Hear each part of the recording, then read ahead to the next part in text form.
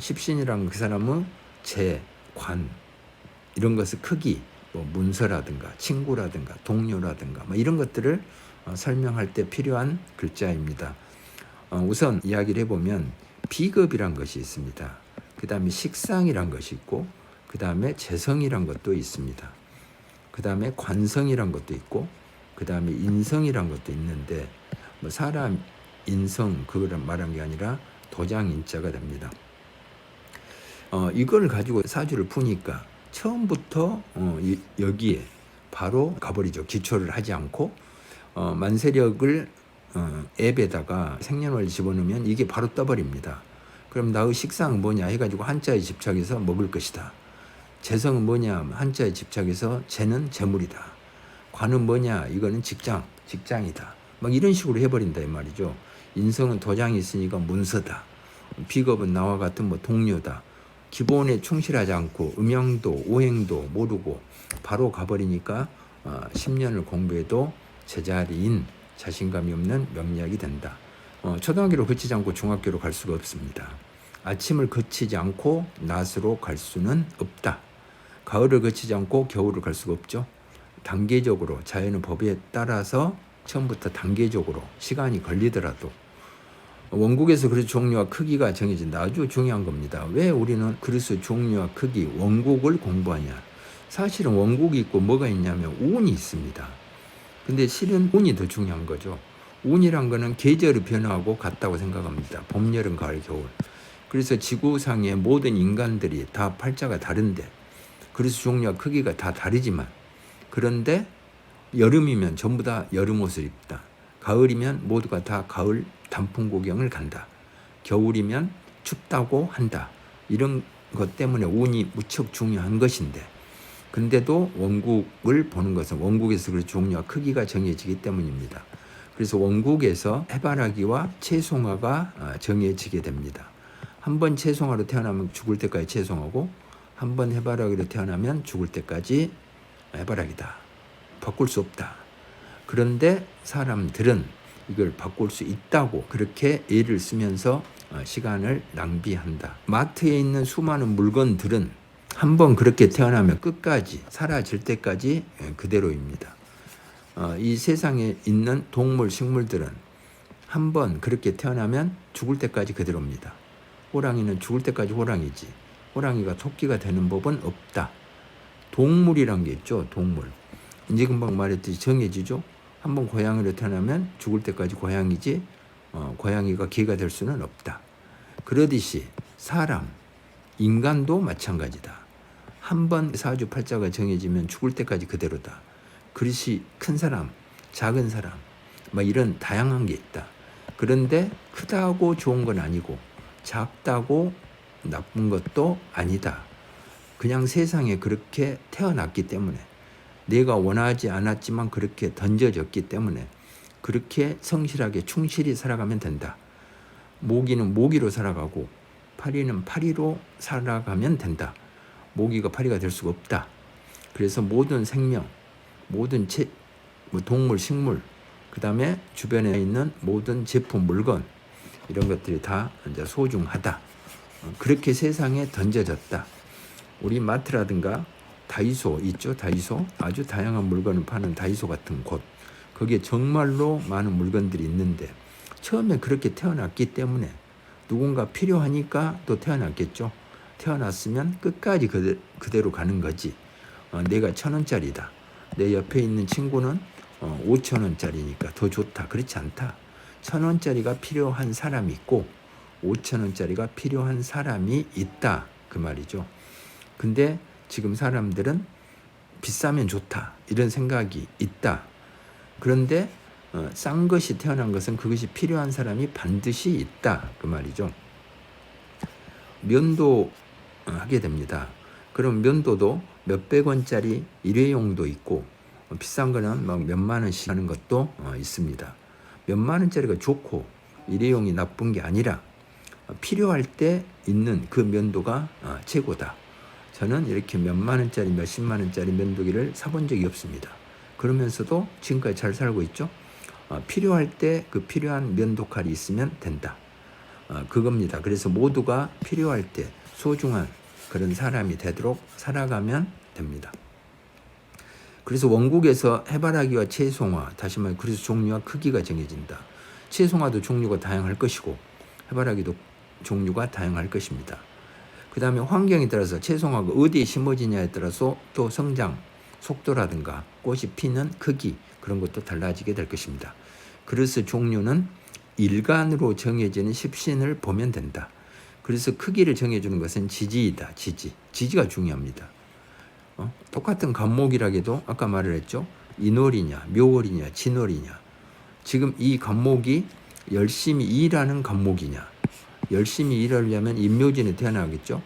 그 다음에 퇴근하는 간목이냐. 사오미 때 태어나면 퇴근할 것입니다. 잠을 자는 간목이냐.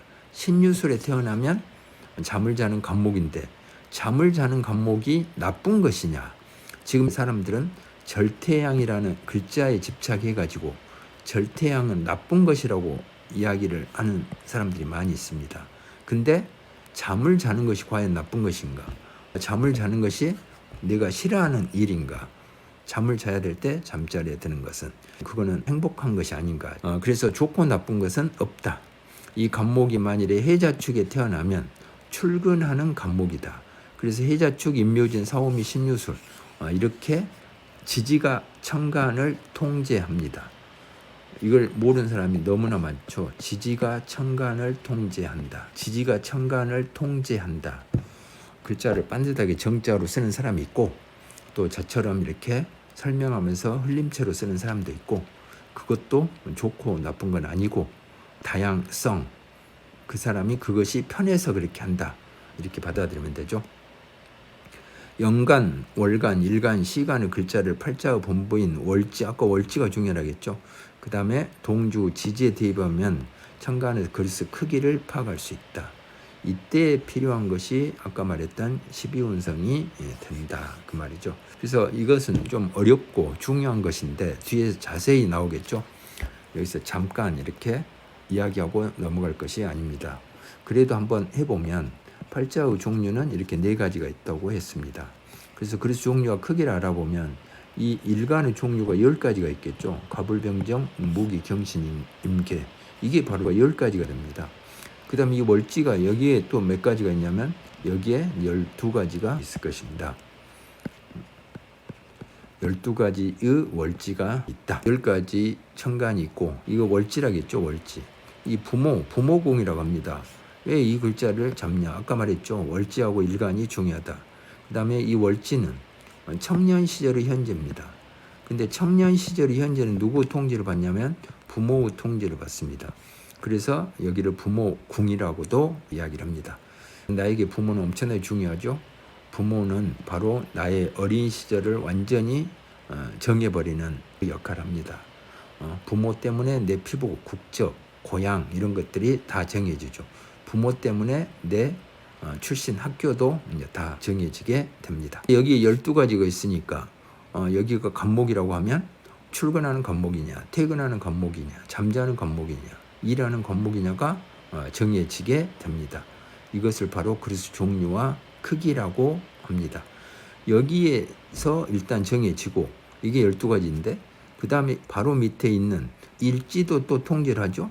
내 머리가 내 몸통, 다리 또 이것이 영향을 받습니다. 기존에 처음부터 음과 양을 대등하다고 보지 않고 음을 무시하고 오행 중심으로 했던 그런 말이 되지 않는 출발부터 잘못된 명리에서는 이 지장간을 동원해 가지고 이 4개의 지지에 같은 오행이 있으면 뭐 힘이 있네, 통근했네 막 이런 식으로 이야기를 했죠. 근데 천간은 바로 밑에 내 지지 동주 지지라고 여기 설명이 되어 있습니다. 동주 지지의 통제를 받습니다. 물론 월지는 팔자의 본부이기 때문에 월지는 부모궁이니까 부모는 정말로 나의 중요한 부분을 다 통제를 하는 것이 바로 부모입니다. 그래서 격을 정할 때도 이 부모궁과 일간과의 관계로 격을 정한다고 했습니다. 그래서 일간의 종류가 여기가 6개, 여기가 12개, 그래서 72가지라고 말했습니다. 일단 아까 지장간, 신강, 신약, 일간의 강약을 따지는 사람은 그 출발 자체가 음과 양 이런 걸 무시를 했고 여기서 출발했기 때문에 또 간목 밑에 동전 앞뒷면처럼 신금이 있다는 것을 모르니까 여러 가지 이론을 동원하는데 이 지장간은 한 지지에 인이다 그러면 이 속에 무병갑이라는 이 세 개의 천간이 있는 걸로 대착각을 합니다. 인에서 간목은 근록이고 모토와 병화는 장생이 됩니다. 그런데 인에서 이 모토, 병화, 간목이 지장간에 있으니까 대단히 강한 힘이 있다. 이렇게 착각을 하게 만든 것이 지장간입니다. 지장간은 빨리 있는 것이 명리를 공부하는 지름길이 됩니다. 근데 어렵게 외웠기 때문에 힘들게 배웠기 때문에 많은 돈을 주고 시간을 들여서 배웠기 때문에 버리기 싫어하는 사람들이 많이 있습니다. 그래도 옳지 않거나 필요 없는 것은 버리는 것이 좋죠. 팔자는 천간과 지지로 되어 있다. 천간과 지지라는 본질을 제쳐놓고 형충파해나 신살 그리고 십신 등 지엽적인 내용이 매달리는 경우가 많다. 제가 이렇게 십신도 지엽적인 내용이라고 이렇게 설명했습니다. 왜 그러냐면 천간과 지지가 바로 본질인데 천간과 지지 공부는 하지 않고 간목 속에 신금이 있다는 이런 거, 그 다음에 지지가 천간을 통제한다. 간목과 신금이라도 이 지지에 따라서 출근한지 일한지 퇴근한지 잠자는지가 결정이 되는데 천간과 지지를 공부하지 않고 그냥 지엽적인 형충파이나 신살, 십신 등으로 이렇게 땜질을 하려고 하는 그런 명리가 좀 판을 치고 있다. 근본이 약하면 잔소리가 심해지죠. 지엽으로 흐르기 쉽다. 기본 체력을 기르지 않고 장기술이나 기교에 집중하면 안 된다. 땅이 기름진다. 땅을 기름지게 하는 것이 바로 기본, 근본이 되겠습니다. 땅이 기름지면 무엇을 심어도 잘 자란다. 명리학도 실력이 있다면 같은 사주를 보고 같은 질문하면 같은 답이 나와야 되죠. 같은 답이 나오지 않으면 너는 틀렸다 이렇게 말할 수 있어야 됩니다. 모든 학문이 다 그렇습니다. 눈금이 정확한 저울을 가지고 있다면 어떤 물건이라도 무게를 정확히 잴 수가 있다. 명리학을 공부할 때도 팔자를 보는 정확한 눈금을 가진 저울을 가져야 한다. 명리학의 눈금은 간단하다. 봄, 여름, 가을, 겨울, 아침, 낮, 저녁, 밤. 임묘진, 사오미, 신유술, 해자축. 임묘진, 사오미, 신유술, 해자축. 이 사계절, 이것이 전부입니다. 지지가 중요하죠. 그 다음에 즉 천간과 지지만 제대로 알면 된다.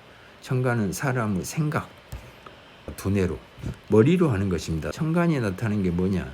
사람의 생각, 꿈, 이상, 야망, 계획 등을 나타내고 지지는 그 사람이 살아가는 현실, 즉 시간과 공간을 나타낸다. 이 지지가 중요하다겠죠. 식당을 하는 것이 중요한 게 아니라 언제 할 거냐, 어디서 할 거냐, 언제 어디서, 이게 바로 지지가 됩니다. 시간이란 거는 아침 장사냐, 낮 장사냐, 저녁 장사냐, 밤 장사냐. 공간이란 거는 큰 길가에서 해야 되냐, 아니면 뒷골목이냐, 아니면 변두리로 나가냐, 시골로 가냐. 이게 중요하다. 결국 천간과 지지를 알면 그 사람의 생각과 현실을 알 수가 있다. 칼이란 것도 종류가 엄청나게 많죠. 그래서 부엌에 쓸 수 있는 칼도 있고, 그 다음에 연필을 깎을 때 쓰는 그런 칼도 있고 그러죠. 그 다음에 면도할 때 쓰는 그런 칼도 있고. 근데 그거를 다른 곳에 쓰면 어떻게 되냐. 적재적소에 쓰면 태어날 때 정해지는 그 종류와 크기, 팔자에 맞춰서 살면 결국은 명리는 뭐냐, 그 사람을 적재적소에 배치하는 그런 학문도 됩니다. 태어날 때 뭘 잘하는 사람이 있죠. 운동을 잘하는 사람, 운동 중에서도 뭐 구기 종목, 또 운동 중에서도 달리기, 뭐 이런 걸 잘하는 사람, 적재적소에 배치한다. 미리 그 사람의 적성, 능력을 알아가지고 적재적소에 배치하는 그런 역할을 하는 것도 명리가 되겠습니다. 자, 39쪽까지 했고 그 다음에 보면 천간에 대해서 나옵니다. 아까 천간 지지가 중요하다고 했죠. 그래서 그 다음에 보면 드디어 천간의 10개의 글자. 이미 제가 가볍게 다 설명을 했는데 이제 또 다시 본격적으로 이제 공부를 해보도록 하겠습니다. 교재가 43쪽이 됩니다. 다음 시간에 또 해보도록 하겠습니다.